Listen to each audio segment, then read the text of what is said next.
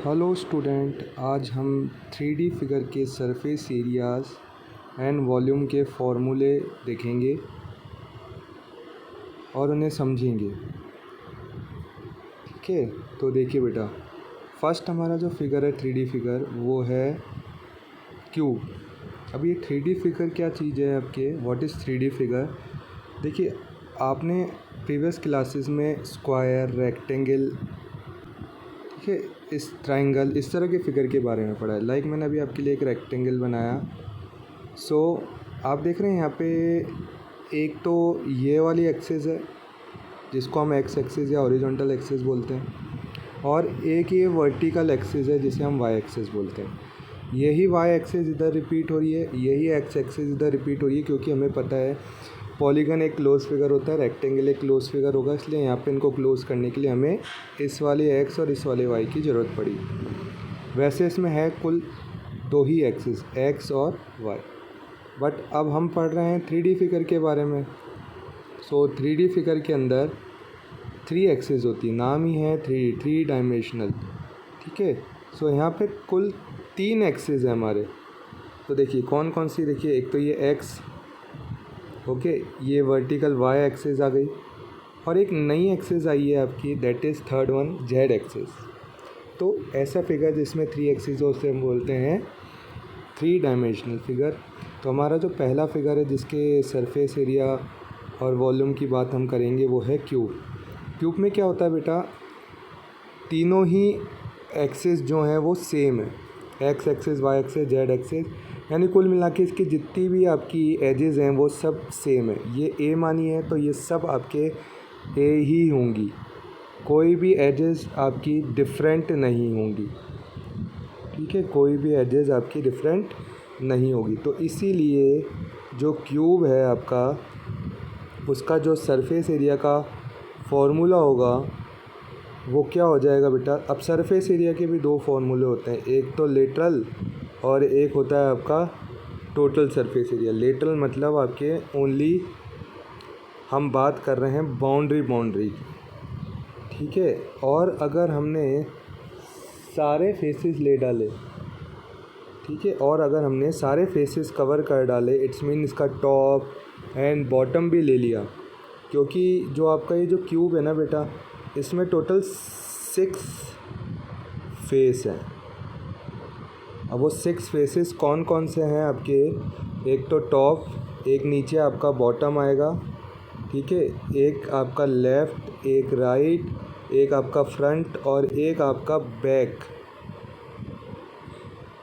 ठीक है, ये आपके टोटल 6 फेसेस होते हैं। तो अगर आप टॉप को और बॉटम को एक्सक्लूड कर दो, यानी तो कुल बचे 4 आपके फेसेस, लेफ़्ट, राइट, फ्रंट और बैक। तो अगर आप सिर्फ 4 सरफेस का एरिया निकाल रहे हो, देन वो कहलाएगा लेटरल सरफेस एरिया। और अगर आपने टॉप एंड बॉटम भी इन्वॉल्व कर लिया तो फिर वो आपका कहलाएगा टोटल सरफेस एरिया। तो यहाँ पे इसलिए सरफेस एरिया के दो फॉर्मूले हैं, लेटरल सरफेस एरिया है, टोटल सरफेस एरिया। तो लेटरल सरफेस, जैसा कि मैंने अब आपको बताया, सिर्फ 4 ही आपके फेसेस बचे थे, left, right, front end back. तो भाई अब इसके जो चारों सरफेस होते हैं, फेसेस होते हैं, वो किस शेप के होते हैं वो आपको पता होना चाहिए। तो क्यूब का जो फेस होता है वो स्क्वायर शेप का होता है, ठीक है, यानी स्क्वायर्स को जोड़ के 6 स्क्वायर को जब आपने जोड़ दिया तो वो क्यूब बन जाता है। ठीक है, कैसे जोड़ा, एक लेफ़्ट में रखा, एक राइट में रखा, एक आपने टॉप पे रखा, एक बॉटम पे रखा, एक फ्रंट में रखा और एक बैक में रखा। इस तरह से जब आपने इसको ऐड किया तो ये क्यूब बन जाता है। तो अब आपको सिर्फ 4 स्क्वायर का एरिया निकाल के ऐड कर देना है। अब आपको पता है एक स्क्वायर के एरिया का फॉर्मूला होता है साइड इंटू साइड, और हमने इसकी जो एजेस थी क्यूब की वो ए मानी थी। ठीक है, तो देखिए एक स्क्वायर का एरिया हो जाएगा साइड इंटू साइड, यानी ए इंटू ए। और आपको पता है जब आप सेम नंबर को सेम नंबर से इंटू कर रहे हो और ये भी वेरिएबल है, तो इसमें क्या होगा, इनकी पावर ऐड हो जाएंगी। तो इनकी कुछ भी पावर नहीं लिखी थी, इट्स मीन 1 है पावर है।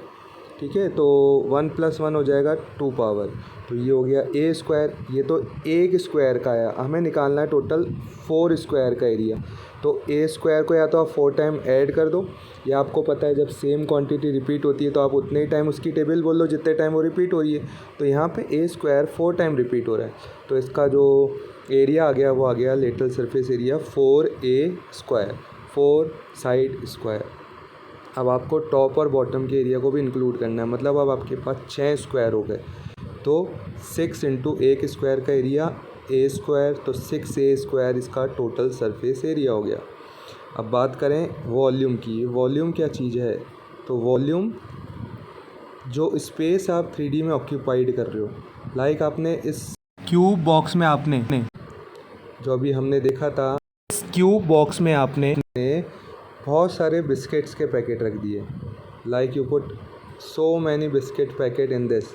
आपने बहुत सारे बिस्किट के पैकेट रखना स्टार्ट कर दिए, यानी इस बॉक्स के अंदर आपने स्पेस को ऑक्यूपाइड करना स्टार्ट कर दिया। ठीक है, इस डब्बे में आप जमाते जा रहे हैं। तो क्या हो रहा है, इस डब्बे के अंदर की जो जगह है वो घिरती जा रही है, स्पेस जो है वो ऑक्यूपाइड होती जा रही है, और आप उतनी ही स्पेस ऑक्यूपाइड कर सकते हैं जितनी इस बॉक्स की कैपेसिटी है। तो वॉल्यूम को हम कैपेसिटी भी बोलते हैं, और 3D के अंदर जो आप स्पेस ऑक्यूपाइड करते हैं वो ही आपका वॉल्यूम है। अब इसका फॉर्मूला निकालना बहुत ही सिंपल है, आपको बस पता होना चाहिए इसका जो बेस था, मतलब ये किस 2D फिगर से बना है। तो अभी हमने डिस्कस किया था ये स्क्वायर से 6 स्क्वायर को ऐड करके जोड़ के बना है। तो देखिए एक स्क्वायर का एरिया हम निकाल चुके हैं, a × a स्क्वायर।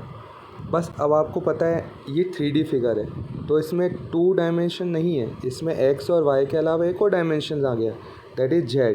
तो आप जब 2 डायमेंशन फिगर का एरिया निकाल रहे थे वो ये है, साइड इनटू साइड। बस अब आपको क्या करना है, 3rd डायमेंशन, और आपको पता है क्यूब में तो सभी एजेस सेम होती है, तो a स्क्वायर को आप a से इंटू कर दीजिए, आपके पास फाइनल। अभी आपको सिखाया था जब सेम नंबर को आप इंटू करते हो तो उनकी पावर ऐड होती है, तो 2 + 1 पावर 3 पावर, तो इसलिए जो इसका वॉल्यूम का फॉर्मूला है वो बन जाएगा a³। और यूनिट की बात करें, क्योंकि ये स्क्वायर में है तो जो भी यूनिट होगी आपके साइड की, अगर वो मीटर में तो मीटर स्क्वायर में आंसर आ जाएगा, सेंटीमीटर में तो सेंटीमीटर स्क्वायर। ऐसे ही टोटल सरफेस एरिया में भी वॉल्यूम यहाँ पे आप देख रहे हैं 3 पावर में, तो जो भी आपकी यूनिट होगी वो 3 पावर की होगी। लाइक मीटर, अगर आप एजेस मीटर में मान रहे हैं तो मीटर क्यूब में आंसर आ जाएगा, अगर आप सेंटीमीटर में एजेस मान रहे हैं तो सेंटीमीटर क्यूब में आपका आंसर आ जाएगा। तो ये हमारी बात हुई सरफेस एरियाज़ और वॉल्यूम की फॉर्मूले की, वो भी क्यूब के लिए।